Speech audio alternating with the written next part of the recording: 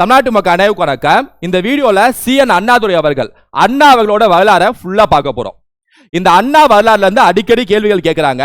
இந்த வரலாறை நம்ம ஃபுல்லா பார்க்கறதோட கூடவே பெரியாரோட வரலாறு, திக வரலாறு, திமுக வரலாறுன்னு சொல்லிட்டு ஒட்டுமொத்தமா ஒரே வீடியோல முடிக்க போறேன். வீடியோ ஸ்கிப் பண்ணாம கடைசி வரைக்கும் பாருங்க. ரொம்ப ரொம்ப முக்கியமான வீடியோ. உங்க ஃப்ரெண்ட்ஸுக்கு ஷேர் பண்ணுங்க. ரைட்டா? சோ இப்போ டைமை பேசாம வீடியோக்குள்ள போயிடலாம். இந்த அண்ணா அவர்களோட வரலாறை எப்படி பார்க்கலாம் அப்படின்னா டைம் லைனை வச்சு பார்க்கலாம். அதாவது லெஃப்ட் ஹேண்ட் சைடு ஃபுல்லாவே நான் டைம் லைனை நிப்பாட்டிடுவேன், வருஷத்தை நிப்பாட்டிடுவேன். ரைட் ஹேண்ட் சைடு நான் டைம் லைன்ல நடந்த நிகழ்வுகளை நிப்பாட்டுவேன். நம்ம இப்படி பார்க்கறதா சரி. ஏன் அப்படின்னா கரெக்டா அந்த டைம் லைனை பார்த்துக்கிட்டே இருக்கிறப்ப நான் சைடில் என்னெல்லாம் சொல்லுவேன் அப்படின்னா, ஏன்னா சைடில் சுதந்திர போராட்டம் போயிட்டு இருக்கோம், ஏன்னா இந்தியாவின் இந்திய தேசிய இயக்க போராட்டமும் போயிட்டு இருக்கோம். அதே மாதிரி இந்த காலகட்டத்தில் தான் பெரியாரோட சுயமரியாதை இயக்கமும் போயிட்டு இருக்கோம். இதே காலகட்டத்தில் தான் கம்யூனிஸ்ட் கட்சி நாடு ஃபுல்லா பரவிட்டு இருக்கோம். இதே காலகட்டத்தில் அப்படிப்பட்ட ஒரு காலகட்டத்தில் அண்ணாவோட வரலாறு எப்படி போகுது அப்படிங்கிறத பார்த்தாதான் நம்ம தெளிவா ஒரு மைண்ட் செட் ஆக முடியும், ஒரு புரிதல் வரும். அதனால இந்த மாதிரி டைம் லைனோட பார்க்க போறோம். நல்லா தரமா ஒரு எமோஷனல் கண்டென்ட்டா இது இருக்கும். ரைட்டா? கரெக்டா ஸ்கிப் பண்ணாம இன்ச் பை இன்ச் கரெக்டா கவனிங்க. ஃபர்ஸ்ட் 1909 அண்ணா அவர்கள் 1909 செப்டம்பர் 15ஆம் தேதி காஞ்சிபுரத்தில் பிறக்கிறார்.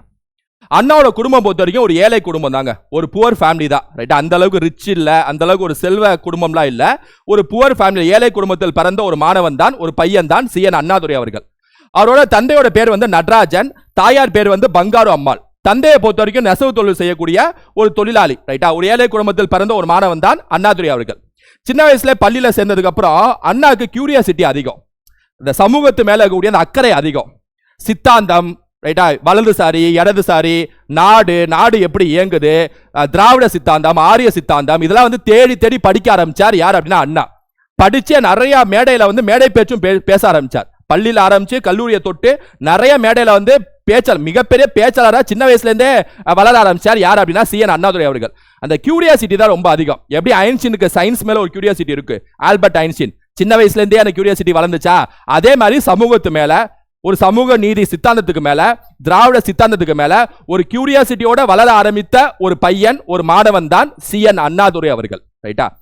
1930 அதாவது பள்ளி படிப்பை படிச்சுட்டு அப்படியே அந்த டைம்ல ஒரு 21 வயசுல ராணி என்னும் பெண்ணை திருமணம் செய்கிறார் சிஎன் அண்ணாதுரை அவர்கள். அதான் அண்ணாவோட 21 வயசுல அவருக்கு மேரேஜ் நடக்குது. இது 1930. 1909 பிறந்தார் அப்படின்னா கரெக்டா 21 வயசு. இந்த காலகட்டத்தில் அதாவது 1909 ஆரம்பிச்சு இந்த 1920 இருக்குல்ல, அதாவது அண்ணாவோட 15, 16, 17 டீனேஜ் இருக்குல்ல, அந்த டீனேஜ் காலகட்டம், குறிப்பா 1925 இருக்குல்ல, அந்த 1925 தான் பெரியாரோட சுயமரியாதை இயக்கம் ஆரம்பிக்கப்பட்டது. ரைட்டா? பெரியாரோட சுயமரியாதை இயக்கம் 1925 ஆரம்பிக்கப்பட்டது. அந்த பெரியாரோட சுயமரியாதை இயக்கம், பெரியாரோட பேச்சுகள், பெரியாரோட சிந்தனைகள் மேல ஈர்க்கப்பட்டவர் யார் அப்படின்னா சிஎன் அண்ணாதுரை அவர்கள். டீனேஜ்ல, சின்ன வயசுல. ரைட்டா? அந்த திராவிட சித்தாந்தத்தை பள்ளியில் ஆரம்பிச்சு கல்லூரியை தொட்டு எல்லா மேடையிலையும் பேச ஆரம்பிச்சார். இன்னும் ஒரு படி மேல போயிட்டு ஒரு சிறுகதை மேல எழுத ஆரம்பிச்சார். யார் அப்படின்னா சிஎன் அண்ணாதுரை அவர்கள். ரைட்டா? சோ அப்ப திருமணம் நடந்து முடிஞ்சு 1934 பச்சையப்பா கல்லூரியில அவர் எக்கனாமிக்ஸ் அண்ட் பாலிடிக்ஸ் பட்டம் பெற்றார். எக்கனாமிக்ஸ் மற்றும் பாலிடிக்ஸ்ல ஒரு பட்டம் பெற்றார். யார் அப்படின்னா சிஎன் அண்ணாதுரை அவர்கள். அந்த பட்டம் பெற்றதுக்கு அப்புறம், கிராஜுவேட் ஆனதுக்கு அப்புறம் கோவிந்தப்ப நாயக்கர் பள்ளி பெயரை ஞாபகம் வச்சுங்க, கோவிந்தப்ப நாயக்கர் அப்படிங்கிற பள்ளியில ஆசிரியர் பணி ஆற்றுகிறார். யார் அப்படின்னா சிஎன் அண்ணாதுரை அவர்கள். அதாவது டீச்சரா சேர்றாருங்க கோவிந்தப்ப நாயக்கர் அப்படின்னு சொல்லக்கூடிய ஒரு ஸ்கூல்ல 6 மாசம் தான் டீச்சராகவே இருக்கார். ஏன் அப்படின்னா அவருக்கு அந்த டைம்ல 1934 இதே காலகட்டத்தில் ஏறத்தாழ ஒரு 25 வயசு ஆயிருக்கும். ரைட்டா?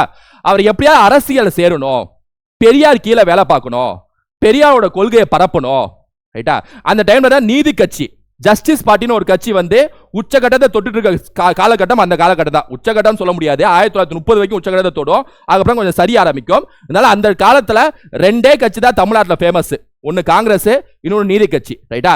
அண்ணாவர்கள் நீதி கட்சி மேல ஈர்ப்பு கொண்டவர், பெரியார் மேல ஈர்ப்பு கொண்டவர், சுயமரியாதை இயக்கம் மேல ஈர்ப்பு கொண்டவர், திராவிட சித்தாந்தத்துக்கு மேல ஈர்ப்பு கொண்டவர் சின்ன வயசுல இருந்தே. அப்ப இந்த கல்லூரியில ஒரு 6 மாசம் ஆசிரியர் பணியாக, அதாவது அந்த டீச்சராக 6 மாசம் வேலை பார்க்கிறாரு. அதுக்கப்புறம் அவரால் அது எப்படியா அரசியல சேரணும்னு சொல்லிட்டு அவர் உத்வேகம் இருந்துட்டே இருக்கு. டக்குன்னு அந்த 6 மாசம் கழிச்சு ரிசைன் பண்ணிட்டு அரசியல போக சேர்றதுக்கு ரெடி ஆயிட்டாரு. யார் அப்படின்னா சிஎன் அண்ணாதுரை அவர்கள். இங்க பாருங்க, அவரது முதல் கட்டுரை பெண்கள் சமத்துவம். இதுதான் அண்ணாவோட முதல் கட்டுரை. ரைட்டா? இந்த ஃபர்ஸ்ட் எஸ்ஏன்னு சொல்லுவாங்க, அது பெண்கள் சமத்துவம் அப்படிங்கிற டைட்டில் தான் எழுதியிருப்பாரு. இதுவே எக்ஸாம்ல கேட்பாங்க. என்ற பெயரில் தமிழரசு என்ற இதழில் வெளிவந்தது. அண்ணாவோட முதல் கட்டுரை பெண்கள் சமத்துவம் எந்த இதழில் வெளிவந்தது அப்படின்னா தமிழரசு என்ற இதழில் வெளிவந்தது. 1909 செப்டம்பர் 15 காஞ்சிபுரத்தில் பிறக்கிறார். ரொம்ப ஏழ்மையான குடும்பத்தை சேர்ந்தவர் சி.என். அண்ணாதுரை அவர்கள். தந்தையின் பேர் நடராஜன், தாயார் பேர் பங்காரு அம்மாள். 1930 திருமணம் ஆகிறது. திருமணமான மனைவியின் பேர் ராணி. 1934 பச்சப்பா கல்லூரியில் எக்கனாமிக்ஸ் அண்ட் பாலிடிக்ஸ் பட்டம் பெறுகிறார். பட்டம் பெற்ற கையோடே கோவிந்தப்ப நாயக்கர் பள்ளியில் ஆசிரியர் பணி, அதாவது டீச்சரா சேர்றார். 6 மாசத்துல டீச்சர் பதவியை ரிசைன் பண்ணிட்டு அரசியல் சேர்றான்னு சொல்லிட்டு ஒரு முடிவு எடுக்கிறார் அண்ணாதுரை அவர்கள். அப்புறம் பெண்கள் சமத்துவம் அப்படிங்கிற ஒரு டைட்டில் தமிழரசுங்கிற இதழில் ஒரு கட்டுரை எழுதுகிறார். இதான் அண்ணாவோட ஃபர்ஸ்ட் எஸ்ஸே, ரைட்டா, முதல் கட்டுரை. இப்ப இதே காலகட்டத்தில் நம்ம கொஞ்சம் கொஞ்சமா இப்ப அண்ணாவை பத்தி பார்க்கறதுக்கு முன்னாடி ஃபர்ஸ்ட் ஒரு ஃபவுண்டேஷன் தெரிஞ்சுக்கணும். அவர் மதத்தை பத்தி அவரோட எண்ணம் என்னன்னு தெரிஞ்சுட்டாரா நம்ம பார்க்கிறப்ப உங்களுக்கு ஈஸியா புரியும். மதம் குறித்த அண்ணா தொடக்கத்தில் நாத்திகவாதி தான். தொடக்கத்தில் நாத்திகவாதி, கடவுள் மறுப்பாளர். ஏன்னா பெரியாரை ஃபாலோ பண்ணக்கூடிய நபர்னாலே நமக்கு தெரியும் கடவுள் மறுப்பாளர் தான் இயங்குவார் அப்படின்னு சொல்ல நமக்கு தெரியும். கொஞ்சம் டைம் ஆக 1950கள் 60களை பார்ப்போம், ரைட்டா. டைம் ஆக குறிப்பா அரசியல் கட்சி தொடர்ந்ததுக்கு அப்புறம் மக்களோட ஓட்டை வாங்கணும் அப்படிங்கிற ஒரு அந்த கட்சி தொடர்ந்ததுக்கு அப்புறம் அந்த வேலையில பணியில ஈடுபடுற காலகட்டத்தில் கொஞ்சம் லைட்டா அவர் என்ன சொல்ல ஆரம்பிக்கிறார் அப்படின்னா ஒன்றே குலம் ஒருவனே தேவன் அப்படின்னு சொல்லக்கூடிய அந்த சித்தாந்தத்தை முன்மொழி ஆரம்பிக்கிறார். கொஞ்சமா நாத்திகவாதியிலிருந்து ரைட்டா அந்த மதம் சார்ந்த விஷயத்துல ஒன்றே குலம் ஒருவனே தேவன் அப்படின்னு சொல்லக்கூடிய ஒரு கடவுளுக்கு உட்பட்ட ஒரு சித்தாந்தத்துக்குள்ள வர ஆரம்பிக்கிறார். இங்க சொல்றாரு பாருங்க, அங்கதான் அண்ணாவோட அந்த கூற்று ரொம்ப முக்கியம். நான் தேங்காயும் உடைப்பதில்லை, பிள்ளையாரையும் உடைப்பதில்லை. ஏன்னா அந்த காலகட்டத்தில் பெரியாரோட அந்த சிலை உடைப்பு இருக்குல்ல, பிள்ளையார் சிலை உடைக்கிறது, அந்த மாதிரி போராட்டம்லாம் வீரியம் தொட்ட காலகட்டம் இந்த 1940கள் 50களில். அப்ப பிள்ளையார்லாம் எனக்கு உடைக்கிறதுலையும் உடன்பாடு இல்லை, பிள்ளையாருக்கு தேங்காய் உடைக்கிறதும் உடன்பாடு இல்லை அப்படின்னு சொல்லிட்டு ஒரு நடுநிலையான ஒரு சித்தாந்தத்தை முன்மொழிந்தவர் யார் அப்படின்னா கடைசி காலகட்டத்தில் சி.என். அண்ணாதுரை அவர்கள், ரைட்டா. இதை அப்படியே ஞாபகம் வச்சுங்க. ஏன்னா போக போக நம்ம ஒன்னொன்னா பார்க்க அவரோட கேரக்டர் எப்படி பில்டப் ஆகுதுங்கிறதோட சேர்த்து பார்த்தா தான் நமக்கு புரியும், ரைட்டா. அதுக்காக தான் அதை சொல்றேன். 1934 பத்தி பார்த்துட்டு இருந்தோம். 1934 தான் அந்த 6 மாசத்துல டீச்சர் பதவியை ராஜினாமா செஞ்சுட்டான்னு சொல்லி சொன்னேன். அதே 1934 டீச்சர் பதவியை ராஜினாமா செஞ்சுட்டு நீதி கட்சியில் இணைந்தார் சி.என். அண்ணாதுரை அவர்கள். சி.என். அண்ணாதுரை அவர்கள் நீதி கட்சியில் இணைந்த காலகட்டம் 1934. 1935 இருந்து நீதி கட்சியில ரொம்ப வீரியமா பணியாற்ற ஆரம்பிச்சிட்டாரு. 35 இருந்து, ரைட்டா. 34 நீதி கட்சியில் இணைந்தார். முக்கியமான கோட்பாடு பொறுத்த வரைக்கும் பாருங்க, நீதி கட்சியோட கோட்பாடு அதுதான், அண்ணாதுரை அவர்களோட கோட்பாடு அதுதான். சமூக நீதி, பிராமண அல்லாதோர் முன்னேற்றம், 2 முக்கியமான கொள்கைகள் ஞாபகம் வச்சுக்கணும். சமூக நீதிக்காக பாடுபடுவேன், பிராமண அல்லாதோட முன்னேற்றத்துக்காக பாடுபடுவேன் அப்படின்னு சொல்லிட்டு ஒரு உறுதிமொழி எடுக்கிறார். யார் அப்படின்னா சி.என். அண்ணாதுரை அவர்கள், அண்ணா அவர்கள். அவரது முதல் சிறுகதை முன்னாடி பார்த்தது ஃபர்ஸ்ட் எஸ்ஸே, ரைட்டா. இது முதல் சிறுகதை, ஷார்ட் ஸ்டோரின்னு சொல்லுவாங்க. அவரோட முதல் சிறுகதை கொக்கரக்கோ அப்படின்னு சொல்ல சிறுகதையை வெளியிடுகிறார் அண்ணா அவர்கள். ஆனந்த விகடன் இதழில் அது வெளிவருகிறது, ரைட்டா. கொக்கரக்கோ, இதெல்லாம் ஞாபகம் வச்சுங்க. கொக்கரக்கோ அது பெண்கள் சமத்துவம், அது தமிழரசு இதழ். இது கொக்கரக்கோ ஆனந்த விகடன் இதழ். இதெல்லாம் அப்படியே ஃபேக்ட் மாதிரி ஞாபகம் வச்சுக்கணும். அதாவது அண்ணா அவர்கள் பெரியார் மேல ரொம்ப ஒரு ஈர்ப்பு அந்த சுயமரியாதை இயக்கத்து மேல ரொம்ப ஈர்ப்பு திராவிட சித்தாந்தத்து மேல ஈர்ப்பு 1934 நீதி கட்சியில் இணைந்து பணியாற்ற தொடங்கி விட்டார். இப்ப பெரியாரோட சந்திப்பு ஒரு காலகட்டத்தில் நடக்குது. அதே 1934-35 காலகட்டத்தில் செங்குந்தூர் அப்படிங்கிற இடத்துல ஒரு இளைஞர் மாநாடு நடக்குது. செங்குந்தூர் இளைஞர் மாநாடுன்னு சொல்லிட்டு அந்த மாநாட்டில் போயிட்டு அண்ணா அவர்கள் அவரோட வீரியமான ஒரு பேச்சை உரையாற்றுகிறார் அந்த மாநாட்டில், ரைட்டா. அப்ப அந்த மாநாட்டில் கீழே பெரியார் உட்கார்ந்துட்டு இருக்காரு. அண்ணாவோட பேச்சை பார்த்து ரொம்ப இன்ஸ்பயர் ஆயிட்டாரு பெரியார். அந்த அளவுக்கு ஆக்ரோஷமா திராவிடம் ஆரியம் திராவிடம் மொழி அப்படின்னு சொல்லிட்டு ரொம்ப வீரியமா பேசினார் அண்ணா அந்த மாநாட்டில். கீழே அந்த பெரியார் ரொம்ப இன்ஸ்பயர் ஆகி யாரு நீங்க அப்படின்னு சொல்லிட்டு 2 பேத்துக்கும் ஒரு மீட்டிங் நடக்குது. ஃபர்ஸ்ட் மீட்டிங் பெரியாருக்கும் அண்ணாக்கும் நடக்கக்கூடிய ஃபர்ஸ்ட் மீட்டிங் செங்குந்து இளைஞர் மாநாடு, முதல் சந்திப்பு நடக்குது. இதை ஞாபகம் வச்சுங்க, ரைட்டா. அதுக்கப்புறம் கொஞ்சம் கொஞ்சமா பெரியார் கீழே வேலை பார்க்க தொடங்குகிறார் அண்ணா அவர்கள். பெரியாரோட குடியரசு, பெரியாரோட விடுதலை, இதுல துணை ஆசிரியராக பணியாற்ற ஆரம்பிக்கிறார் அண்ணா அவர்கள். கொஞ்சமா உள்ள செய்தி போடுறது, சமூக செய்திகள்லாம் இந்த பெரியாரோட குடியரசு மற்றும் விடுதலையில எழுத ஆரம்பிக்கிறாரு. இன்னும் குறிப்பிட்ட காலகட்டத்தில் தலையங்கமே எழுதுறதுக்கு அண்ணா தலையங்கமே எழுதுற அளவுக்கு வந்துட்டார், ரைட்டா, அந்த நியூஸ் பேப்பர்ஸ்ல. 1936 பாலபாரதி என்ற இதழின் ஆசிரியர் பாசுதேவோட பாலபாதி அப்படின்னு சொல்லக்கூடிய ஒரு இதழ் இருக்குங்க. அந்த இதழை பாசுதேவ் அவர்கள் அண்ணாவிட்ட ஒப்படைச்சிட்டார், ரைட்டா. பாருங்க அவரோட பரிணாம வளர்ச்சியை பாருங்க. ஃபர்ஸ்ட் அப்படியே அந்த கட்டுரை எழுத ஆரம்பிக்கிறார், பெண்கள் சமத்துவம் சொல்லிட்டு. அப்புறம் ஷார்ட் ஸ்டோரி எழுதுறாரு கொக்கரக்கோன்னு சொல்லிட்டு. அப்புறம் 1934 நீதி கட்சியில் இணைக்கிறார். அதே 1934 சமூக நீதி மற்றும் பிராமண அல்லாத ஒரு முன்னேற்றம் தான் என் உறுதிமொழின்னு சொல்லிட்டு உறுதிமொழி எடுக்கிறார், என் கொள்கைன்னு சொல்லிட்டு உறுதிமொழி எடுக்கிறார். அதே காலகட்டத்தில் செங்குந்தூர் இளைஞர் மாநாட்டில் பெரியாரை சந்திக்கிறார். இதான் அண்ணாவும் பெரியாரும் சந்தித்த முதல் மாநாடு, முதல் சந்திப்பு. அப்புறம் பெரியார் கீழே வேலை பார்க்க ஆரம்பிக்கிறாரு. பெரியாரோட அந்த குடியரசு, பெரியாரோட விடுதலை, இந்த மாதிரி மேகசின்ல இந்த மாதிரி இதழ்கள் எல்லாம் வந்து துணை ஆசிரியராக பணியாற்றுகிறார் அண்ணா அவர்கள். 1936 பாலபாரதி அப்படின்னு சொல்லக்கூடிய இதழ வாசுதேவ் நடத்திட்டு வந்தாரு. அதை அண்ணாட்ட ஒப்படைச்சிட்டாரு. ரைட்டா? ஸோ கொஞ்சம் கொஞ்சமா இவரோட எழுத்து பணி, பேச்சு பணிலாம் வந்து வளர ஆரம்பிக்குது. அப்படி நோட் பண்ணிட்டே வாங்க. அந்த பரிணாம வளர்ச்சி தான் முக்கியம். 1937 பெரியாரோட சுயமரியாதை இயக்கம் இருக்குல்ல, அந்த இயக்கத்துக்கான மாநாடு துறையூர்ல நடக்குது. அந்த மாநாட்டை தலைமை தாங்கினார் யார் அப்படின்னா அண்ணா. தலைமை தாங்கி நடத்தினார் 1937. அதே காலகட்டத்தில் நவயுகம் அப்படின்னு சொல்லக்கூடிய இதழில் துணை ஆசிரியராக இணைந்தார். ஸோ நவயுகத்தில் துணை ஆசிரியராக இருந்தார். என்ன இதுக்கு முன்னாடி என்ன பாலபாரதின்னு சொன்னா, இதுக்கு முன்னாடி பாலபாரதி. ஸோ இந்த மேகசின்ஸ்லாம் கேட்ட ஞாபகம் வச்சுங்க. என்னென்ன கட்டுரை எழுதினாரு, என்ன சிறுகதை, அதையும் ஞாபகம் வச்சுக்கணும். என்னென்ன மேகசின்ஸ்ல இவர் வந்து துணை ஆசிரியராக சேர்ந்தார், ஆசிரியராக சேர்ந்தார், எந்த மேகசினை இவர்கிட்ட ஒப்படைச்சிட்டாங்க, எல்லாத்தையும் ஞாபகம் வச்சுக்கணும். இதெல்லாம் ஃபேக்ட். ரைட்டா? 1938 இங்கதான் ஒரு டேர்னிங் பாயிண்ட் நடக்குது. அண்ணா அவர்களோட வாழ்க்கையில மிகப்பெரிய டேர்னிங் பாயிண்ட் 1938 தான். ஸோ இப்போ நீதி கட்சியில் இணைந்து பணியாற்ற ஆரம்பிச்சாரு. பெரியார் கூட சேர்ந்து பணியாற்ற ஆரம்பிச்சாரு. இப்படிப்பட்ட காலகட்டத்தில் 1937 எலெக்ஷன் நடக்குது. இந்தியா ஃபுல்லா மாகாண தேர்தல் நடக்குது. அதாவது ப்ராவின்ஸ் எலெக்ஷன் சொல்லுவாங்க. அந்த மாகாண தேர்தலில் 1937 காங்கிரஸ் கட்சி பெரும்பான்மை பெற்று ஆட்சியை பிடிக்குது ஒவ்வொரு மாகாணத்தில். அப்ப மெட்ராஸ் மாகாணத்தில் காங்கிரஸ் கட்சி ஆட்சியை பிடிக்குது. நீதி கட்சி தோத்து போயிடுச்சு. ரைட்டா? நீதி கட்சியோட வரலாறு வந்து 1917 ஆரம்பிக்கும். தியாகராஜ செட்டியார், TM நாயர், நடேச முதலி ஆரம்பிச்சிருப்பாங்க 1917. அப்புறம் 1920 முதல் தேர்தலில் போட்டி போட்டு CM ஆயிடுவார் சுப்ராயலு ரெட்டியார். 1920 இருந்து 1937 வரைக்கும் நீதி கட்சி ஆட்சி தான். நடுவில் ஒரு 4 வருஷம் மட்டும் இருக்க மாட்டாங்க. ஆனால் 14 வருஷம் நீதி கட்சி ஆட்சி. 1937 தேர்தலில் நீதி கட்சி தோத்து போயிடுவாங்க. காங்கிரஸ் கட்சி ஆட்சியை பிடிச்சிடும். இப்ப காங்கிரஸ் கட்சி ஆட்சியை பிடிச்சதுக்கு அப்புறம் மெட்ராஸ் மாகாணத்தின் முதல்வராக யார் பொறுப்பேற்பார் அப்படின்னா ராஜாஜி அவர்கள் பொறுப்பேற்பார் 1937. ரைட்டா? ராஜாஜி பொறுப்பேற்ற உடனே 1938 இந்த 1938 ஒரு விஷயம் செய்வார். என்ன செய்வார் அப்படின்னா, இந்த தமிழ்நாட்டில் மெட்ராஸ்ல கூடிய எல்லா மாகாணத்தில் கூடிய பள்ளிகள் இருக்குல்ல, அதாவது மெட்ராஸ் மாகாணத்தில் கூடிய எல்லா மாவட்டத்தில் கூடிய பள்ளிகள், இந்த எல்லா பள்ளிகள்லையும் ஹிந்தி மொழி கட்டாயம் படிக்க வேண்டும். ஹிந்தியை கம்பல்சரி லாங்குவேஜா ஒரு சட்டம் கொண்டு வருவார். யார் அப்படின்னா ராஜாஜி. இந்த விஷயத்துக்கு இந்தி மொழி, அதாவது இந்தி மொழியை பள்ளியில் அறிமுகம் செய்தவர் யார் அப்படின்னா ராஜாஜி 1938. அதை நீதி கட்சி கண்டித்து போராட்டம் நடத்தியது. உடனே தமிழ்நாடு ஃபுல்லா போராட்டம் வெடிக்கும். நீதி கட்சி அதை கண்டிச்சு போராட்டம் நடத்துவாங்க. அப்ப போராட்டம் மாபெரும் போராட்டமாக வெடித்தது. இந்த போராட்டத்தில் 2 நபர்கள் ஞாபகம் வச்சுக்கணும். தாளமுத்துன்னு சொல்லக்கூடிய ஒரு நபர் கும்பகோணத்தை சேர்ந்தவர், நடராஜன் ஒரு நபர் சென்னையை சேர்ந்தவர். இந்த 2 நபரையும் போலீஸ்கார் வந்து கைது செய்வாங்க. கைது செஞ்சு போலீஸ் கஸ்டடியிலேயே 1939 2 பேரும் இறந்துருவாங்க. 1939 இறந்துருவாங்க. யார் 2 பேரும் அப்படின்னா தாளமுத்து மற்றும் நடராஜன். ரைட்டா? அந்த அளவுக்கு ஒரு வீரியமான ஒரு போராட்டமாக இந்த ஹிந்தி எதிர்ப்பு போராட்டம் நடக்கும். இன்ஃபேக்ட் சொல்ல போனா மெட்ராஸ் மாகாணத்தோட முதல் இந்திய எதிர்ப்பு போராட்டம் எப்பன்னு கேட்டாங்கன்னா இந்த 1938 தான், 1938 தான். இந்த பரிணாம வளர்ச்சி உங்களால புரிஞ்சுக்க முடியுதா? 1909 பிறக்கிறாரு, 1930 திருமணம் செய்கிறாரு, 1934 பச்சைப்பா கல்லூரியில் இணைந்து எக்கனாமிக்ஸ் மற்றும் பாலிடிக்ஸ்ல பட்டம் பெறுகிறார். அதே 1934 ஸ்கூல்ல சேர்ந்து 6 மாசம் ஆசிரியர் பணி ஆற்றுகிறார். அப்புறம் ரிசைன் பண்ணிட்டு நீதி கட்சியில் போய் இணைஞ்சிடறாரு. 1934 செங்குந்தூர் இளைஞர் மாநாட்டில் பெரியாரை சந்திக்கிறாரு. அப்புறம் பெரியார் கீழே வேலை பார்க்க ஆரம்பிக்கிறாரு.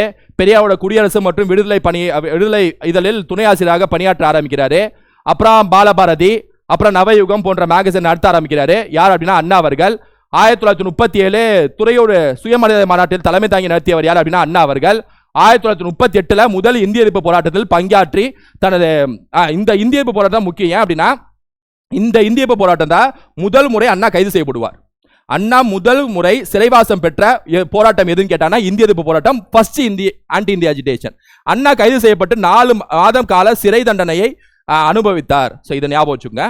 சிறையில் இருக்கிறப்பவே வந்து நிறைய கதைகள் மற்றும் நிறைய புனைப்பேர்ல தலைவர்களுக்கு கடிதம் எழுதுவார். குறிப்பா பரதன் அப்படிங்கிற புனைப்பேர் யாருக்குன்னு சொல்லி கேட்பாங்க. அது அண்ணா அவர்கள். இதெல்லாம் சின்ன சின்ன ஃபேக்ட் ஞாபகம் வச்சுங்க. ரைட்டா? 1939 பெரியார் நீதி கட்சியின் தலைவர் பொறுப்பை ஏற்றார். அண்ணா செயலாளர் ஆனார். 1939 பெரியார் வந்து நீதி கட்சியின் பிரசிடென்ட் ஆயிடுவார். நீதி கட்சி அவர் கைப்பற்றிடுவார். ஏன்னா நீதி கட்சி அந்த அளவுக்கு செல்வாக்கு இழந்துரும் வச்சுங்களேன். 1920 இந்த நீதி கட்சி 1930 இருக்காது. ரொம்ப செல்வாக்கு இழந்துரும். ஊழல் அது இதுன்னு சொல்லிட்டு செல்வாக்கு இழந்துரும். அதனால 1939 அந்த நீதி கட்சியை கைப்பற்றி பிரசிடென்ட் ஆவார், நீதி கட்சியின் தலைவர் ஆவார். யார் அப்படின்னா பெரியார் அவர்கள்.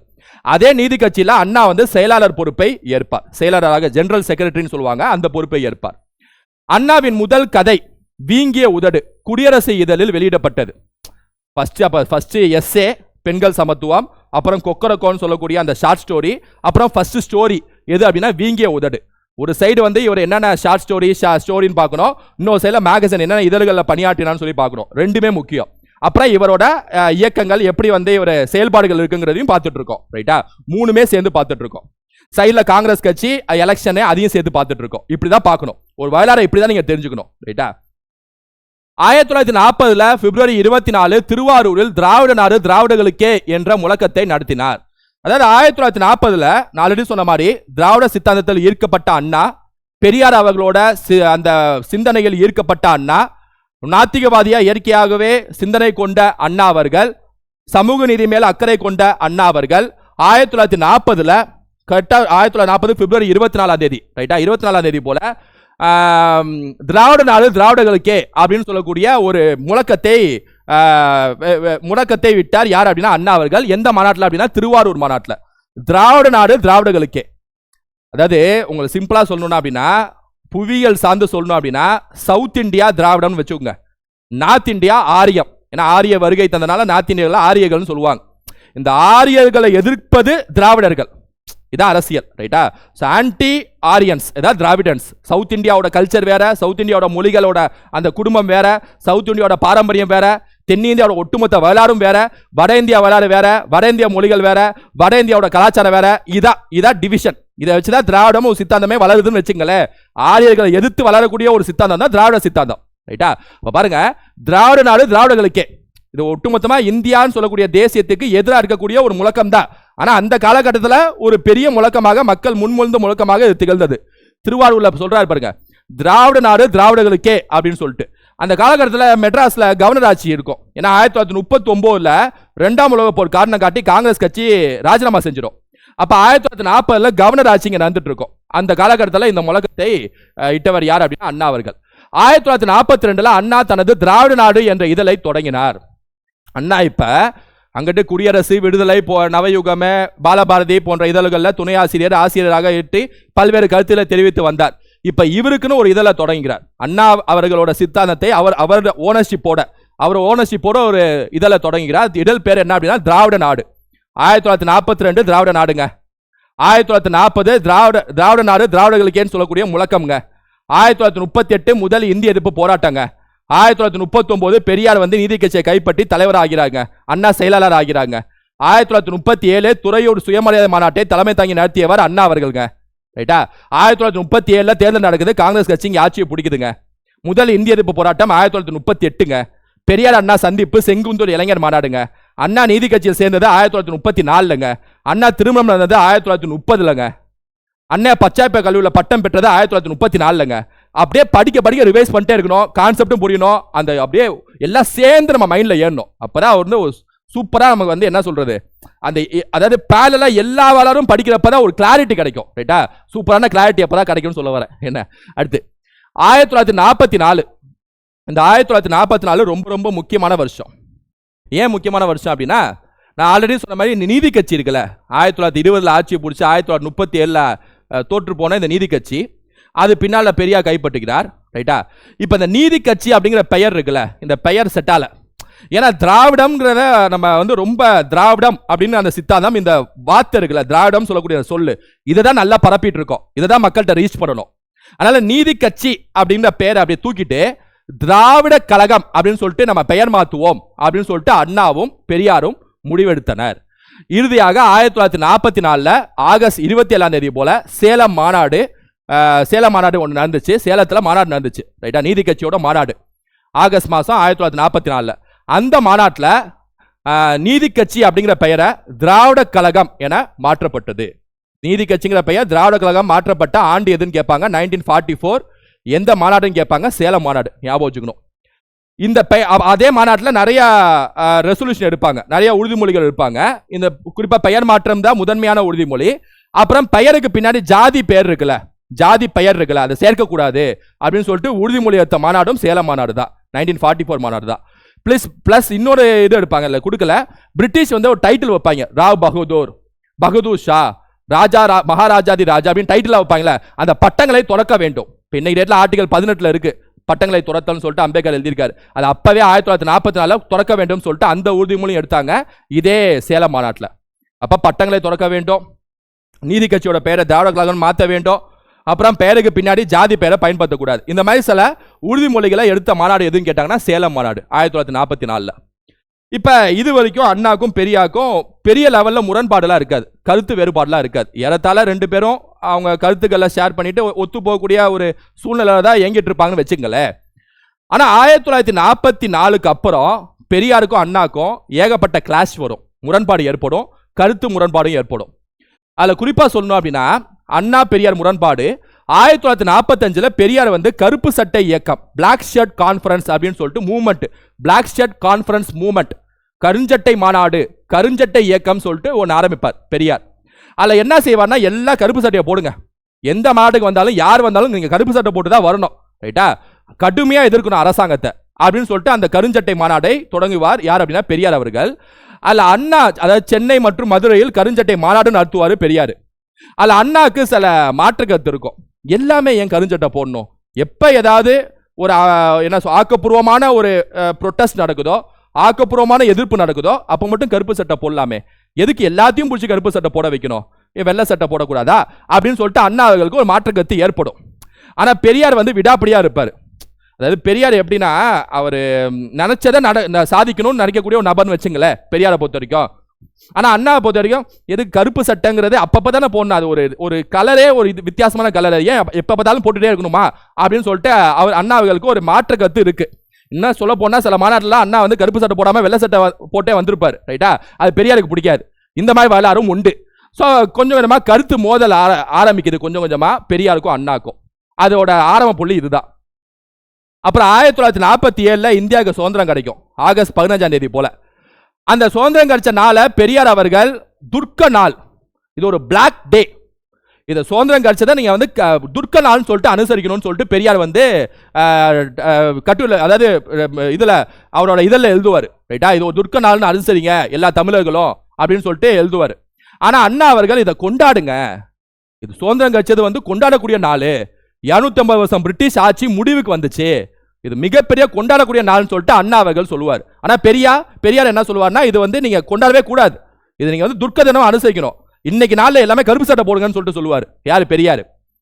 அது ஏன் அப்படி பெரியார் சொல்றாருன்னா, நீங்க சுதந்திரம் கிடைச்சதான் வெள்ளைகள்ட்ட இருந்து ஆட்சி மாறி பிராமணர்கள்ட்ட போய் ஆட்சி சேர்ந்துருச்சு, அவ்வளவுதான் அப்படின்னு சொல்லிட்டு பெரியார் சொல்லுவார், ரைட்டா. அதனால தான் அப்படி சொல்லவும் செஞ்சிருக்கான்னு வச்சுங்களேன். அதாவது ஏன் சார் நீங்க கேட்பீங்க, ஆகஸ்ட் 15 சுதந்திரம் கிடைச்ச நாள் வந்து ரொம்ப கொண்டாடக்கூடிய நாள் தானே, அண்ணா சொல்றது காட்டு தானே அப்படின்னு சொல்லிட்டு கேட்பீங்க.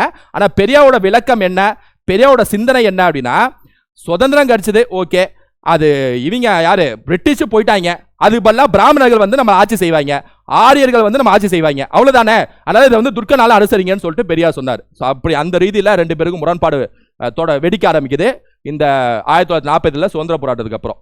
அவன் இதோட உச்சகட்டம் எங்க தொடுது, எப்ப தொடுது அப்படின்னா 1949 பெரியார் வந்து 2ஆம் திருமணம் செய்வார். அதாவது மணியம்மை அப்படின்னு சொல்லக்கூடிய அவரோட ஒரு 35-40 வயசு சின்ன பொண்ணா இருக்கக்கூடிய மணியம்மை அப்படின்னு சொல்லக்கூடிய பெண்ணை வந்து 2ஆம் திருமணம் செய்து கொள்வார். யார் அப்படின்னா பெரியார். அதுக்கு காரணம் என்ன சொல்வார் அப்படின்னா, அவர் சொத்து நிறையா, அந்த ட்ரஸ்ட் நிறையா சொத்து சேர்த்திருப்பார். ஸோ அதை வந்து அவருக்கு வாரிசு இருக்காது, அதனால வந்து அதை பின்னாடி அதை பார்த்துக்கிறதுக்கு ஒரு ஆள் வேணும், அவங்க மேலே எழுதி வைக்கணும்னு சொல்லிட்டு அதை செஞ்சிருப்பான்னு சொல்லிட்டு பெரியார் ஆதரவாளர்கள் மற்றும் பெரியார் அந்த கருத்தை தான் தெரிவிப்பார். ஆனால் அண்ணா வந்து அதை ஏற்றுக்க மாட்டார். எதுக்கு இந்த டைமில் போயிட்டு இப்படிலாம் பண்ணிட்டு இருக்காரு, அவருக்கு வயசு அதிகமாக இருக்கும், 70 வயசு வந்துருக்கும், நீ சாரி 60 வயசு அந்த ரேஞ்ச் 70 வயசு வந்துருக்கும், ரைட்டா. யார்? பெரியார் 1869 70 வயசு வந்துருக்கும், ரைட்டா. மணியம்மைக்கு ஒரு 30 வயசு இருக்கும், 40 வயசு சின்ன பொண்ணு அப்படி வச்சுங்க. அப்ப அண்ணா வந்து அதை கடுமையாக எதிர்த்தார், ஏன் இப்படி பண்றாரு அப்படின்ட்டு. இப்போ இந்த 3 விஷயம் சொன்னேன்ல, கருஞ்சட்டை மாநாடு, நான் கருப்பு சட்டை வெள்ளை சட்டையே போடலாமே பெரியார் அப்படின்னு சொன்னது, 2வது துர்க்க நாள் அனுசரிச்சது, அண்ணா வந்து கொண்டாடுங்கன்னு சொன்னது சுதந்திர தினத்தை, 3வது இந்த கல்யாணம், இதான் திருமணம் தான் லாஸ்ட். இதுக்கப்புறம் அண்ணா ரொம்ப இதாகி நான் திராவிட கழகம் சொல்லக்கூடிய அந்த தீக்கல இருந்து வெளியேறேன் அப்படின்னு சொல்லிட்டு அவரே வெளியேறிடுவார். அவர் கூட நிறைய ஆதரவாளர்கள், அண்ணாவோட ஆதரவாளர்கள் வெளியேறிடுவாங்க. இவங்க 2 பேத்துக்கும் முரண்பாடில் இன்னொரு முக்கியமான ரீசன் என்ன, காரணம் என்ன அப்படின்னா, சுதந்திரம் கட்சியதுக்கு அப்புறம் அண்ணா வந்து கட்சி ஆரம்பிக்கலாம்னு சொல்லுவார். அதாவது கட்சி ஆரம்பிச்சு தேர்தலில் போட்டி போடலான்னு சொல்லிட்டு அண்ணா சொல்லுவார். ஆனால் பெரியார் கட்சிலாம் வேணாம், அப்படிலாம் வேணாம், நம்ம வந்து இயக்கமாகவே நடத்துவோம், இந்த தீக்காங்கிற அந்த இயக்கமாவே நடத்தி பிராமணர்களை எதிர்ப்போம், ஹிந்து மதத்தை எதிர்ப்போம், கடவுள் மறுப்பு கோட்பாடை மக்கள்கிட்ட ஃபுல்லா பரப்புவோம். நம்ம கட்சி ஆரம்பிச்சிட்டோம் அப்படின்னா நம்ம வந்து காம்ப்ரமைஸ் செய்ய வேண்டியதா இருக்கும், சில விஷயத்தை நம்ம வளைஞ்சு கொடுக்க வேண்டியதா இருக்கும், மக்களுக்காக ஓட்டு அரசியல் பண்ண வேண்டிய சூழ்நிலை வரும். ஆனா நம்ம அதெல்லாம் செட் ஆகாதுன்னு சொல்லிட்டு பெரியார் சொல்லுவார். இது ஒரு முரண்பாடு, ரைட்டா? ஏன்னா அண்ணாக்கு வந்து கட்சி ஆரம்பிக்கணும்னு சொல்லிட்டு ரொம்ப இயங்குவாரு.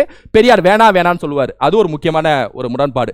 ஸோ இந்த 3-4 முரண்பாடு சேர்ந்து தீக்கால இருந்து வெளியேறிடுவார். யார் அப்படின்னா அண்ணா. அதே காலகட்டத்தில் இன்னொன்று சொல்றேன், 1948 2ஆம் இந்திய எதிர்ப்பு போராட்டம் நடக்கும், செகண்ட் ஆன்டி இந்திய அஜிடேஷன். இது வந்து சுதந்திரத்துக்கு பிறகு மறுபடியும் இந்தி மொழி கட்டாயமாக்கப்பட்டது. ஃபர்ஸ்ட் சொன்னேன்ல, ராஜாஜி ஆட்சி காலத்தில் 1938 இந்தி மொழியை கட்டாயமாக்குவார் ராஜாஜி. அதை எதிர்த்து தாளமுது நடராஜன்லாம் இறந்து போயிடுவாங்க. 2ஆம் இந்திய எதிர்ப்பு போராட்டம் அதுல இருந்து 10 வருஷம் கழிச்சு, அதாவது 1948.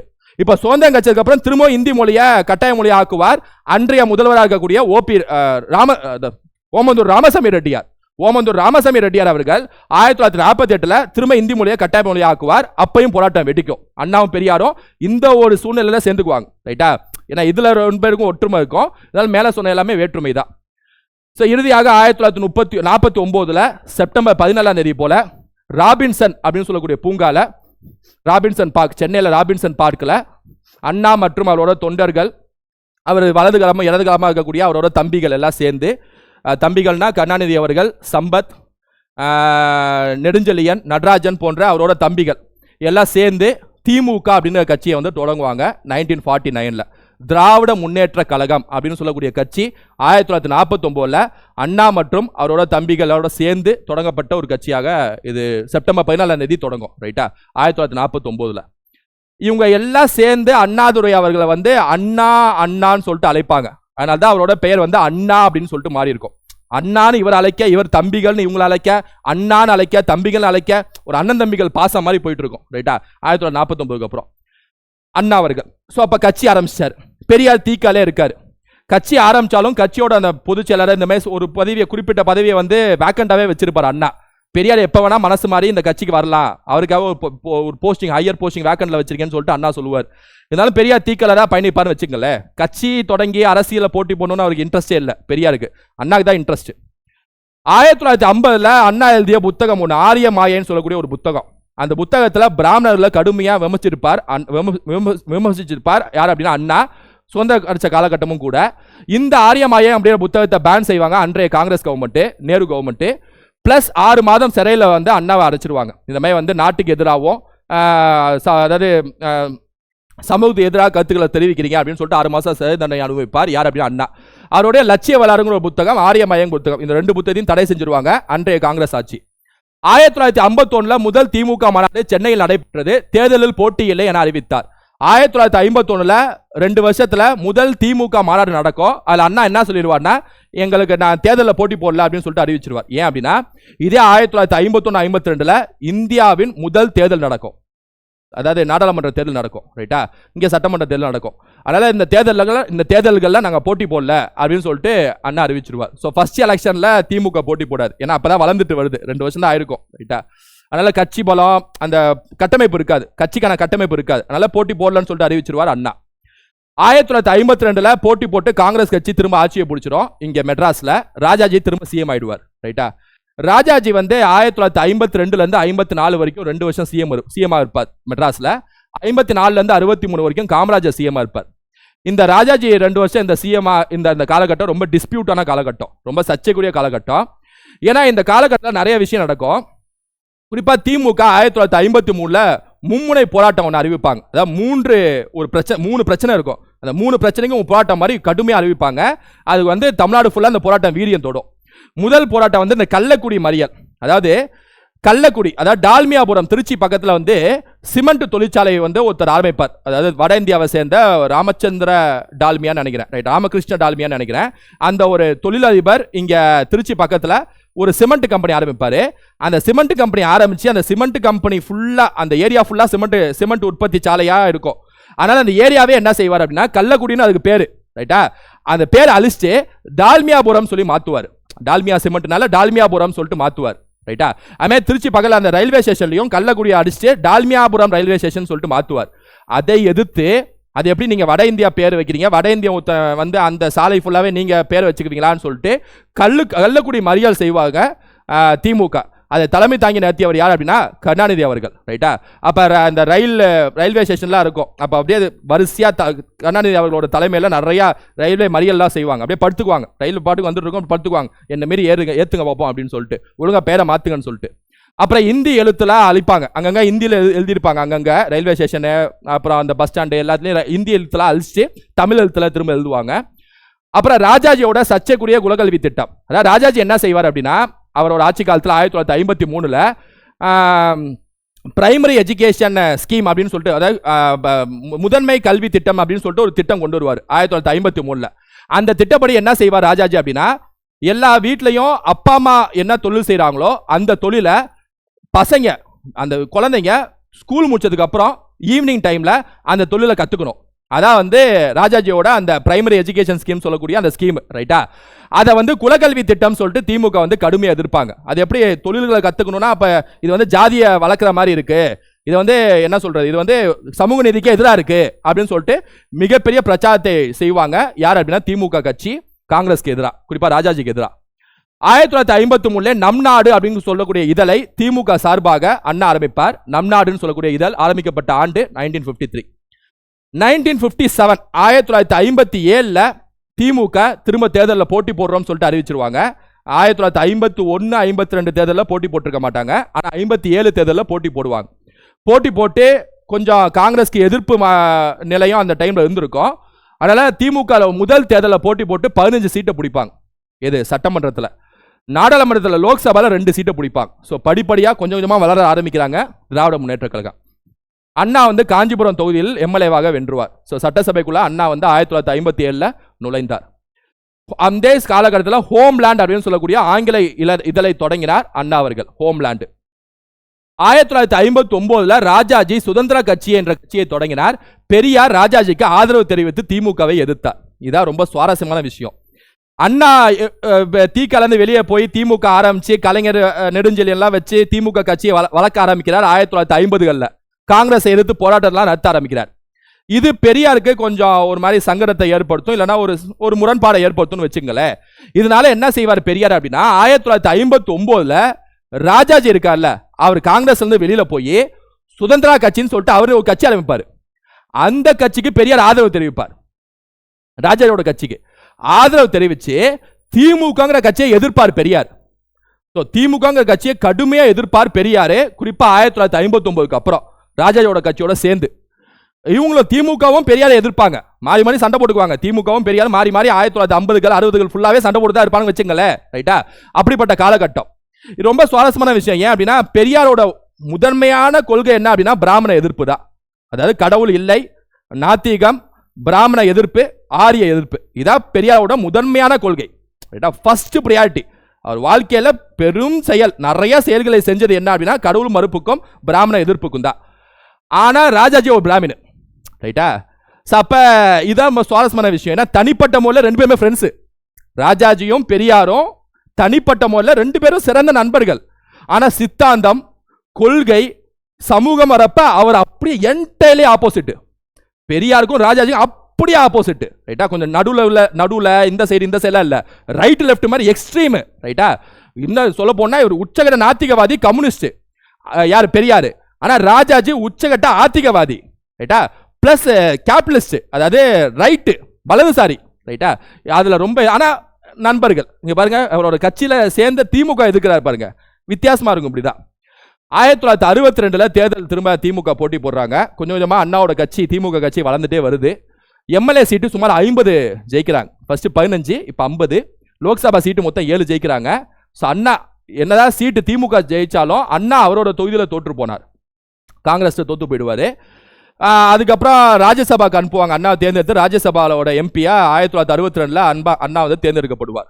1962 அதே 1962 ராஜ்யசபா எம்பி ஆன அண்ணா இன்னொரு விஷயம் செய்வார். 1962 ராஜ்யசபா எம்பி ஆயிட்டு ராஜ்யசபால திராவிட நாடு தனிநாடு, எங்க திராவிட நாடு தனிநாடுன்னு அறிவிச்சிருங்க. ரைட்டா? எங்க இந்தியா வேணாம், தனிநாடுன்னு அறிவிச்சிருங்க.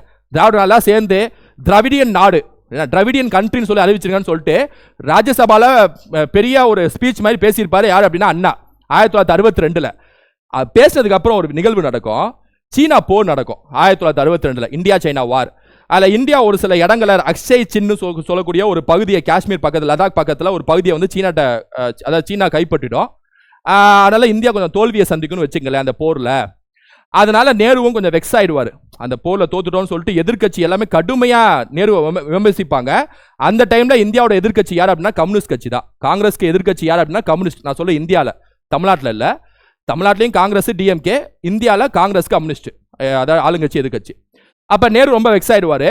உடனடியாக அந்த காலகட்டத்தில் ஆங்காங்க மாகாண கட்சிகள் வளர்ந்துட்டு இந்த மாதிரி இந்தியாவுக்கு எதிராக கோஷம் போடுறது, பிரிவினை மாதிரி, இப்போ அண்ணா பேசுகிறாள் அதுமாதிரி பிரிவினை மாதிரி, பிரிவினைங்கிறது இவங்க பாயிண்ட் ஆஃப் வியூவில், காங்கிரஸ் பாயிண்ட் ஆஃப் வியூவில் பிரிவினை மாதிரி பேசிட்டு இருப்பாங்கன்னு சொல்லிட்டு நேரு என்ன செய்வார் அப்படின்னா 16வது சட்ட திருத்தம், 16th அமெண்ட்மெண்ட்னு ஒன்று போட்டு, கான்ஸ்டிடியூஷன் அமெண்ட்மெண்ட்னு ஒன்று போட்டு அது கீழே பிரிவினை தடுப்பு சட்டம் சொல்லிட்டு ஒன்று உருவாக்குவார் 1962, 62, 63 அந்த காலகட்டத்தில்.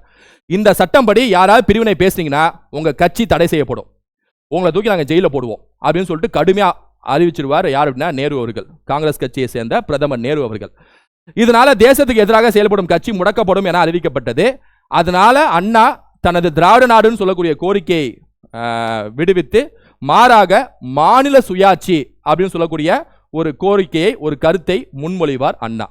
1962 வரைக்கும் ரொம்ப வீரியமா திராவிட நாடுன்னு சொன்ன அண்ணா அவர்கள் இந்த சட்டத்துக்கு அப்புறம் கட்சியே போயிடுமா அப்படின்னு சொல்லக்கூடிய அந்த ஒரு சூழ்நிலை வந்ததுக்கு அப்புறம் திராவிட நாடுலாம் எங்களுக்கு வேணாம், எங்களுக்கு மாநில சுயாட்சி வேணும், எங்களுக்கு நிறைய மாநிலத்துக்கு நிறைய உரிமையை கொடுங்க, அதிகாரத்தை கொடுங்க, கான்ஸ்டிடியூஷன்ல சில சேஞ்சஸ் பண்ணுங்க, ரைட்டா, மாநில பட்டியலில் நிறைய விஷயத்தை சேருங்க அப்படின்னு சொல்லக்கூடியது அந்த மாநில சுயாட்சி. இதனால தான் பின்னாடி 1969 ராஜமன்னார் குழுன்னு ஒன்று போடுவார் கலைஞர், உங்களுக்கு தெரியும் நினைக்கிறேன். அதெல்லாம் காரணம் இதுதான், ரைட்டா. 1963 அலுவலக மொழி சட்டம், அஃபிஷியல் லாங்குவேஜ் ஆக்ட் அப்படின்னு சொல்லக்கூடிய ஒரு ஆக்ட் வந்து 1963 வரும், அஃபிஷியல் லாங்குவேஜ் ஆக்ட். இதன் கீழ் ஹிந்தி வந்து அலுவலக மொழி என ஆக்கப்படும். அதாவது ஹிந்தியை வந்து கான்ஸ்டியூஷன் எழுதி முடிச்சப்ப 1950 அலுவலக மொழி அஃபிஷியல் லாங்குவேஜ் சொல்லிட்டு அம்பேத்கர் அறிவிச்சிருவார். கான்ஸ்டியூஷன்ல இருக்கும் ஒரு 15 வருஷத்துக்கு மட்டும், அதுக்கப்புறம் நீங்க தூக்கிக்கலாம்னு சொல்லிட்டு இருக்கும், ரைட்டா. அப்பவே சர்ச்சை வந்திருக்கும். அப்ப 15 வருஷத்துல இந்தி வந்து அலுவலக மொழியா இருக்கணுமா வேணாமான்னு தீர்மானம் செய்வது மத்திய அரசு கையில. இப்ப அதுக்கு முன்னாடியே, அதாவது 1950 15 வருஷம்னா 1965, 1965 திரும்ப இந்திய அலுவலக மொழியா வச்சுக்கணுமா வேணாமான்னு சொல்லி டிசைட் பண்ணணும்.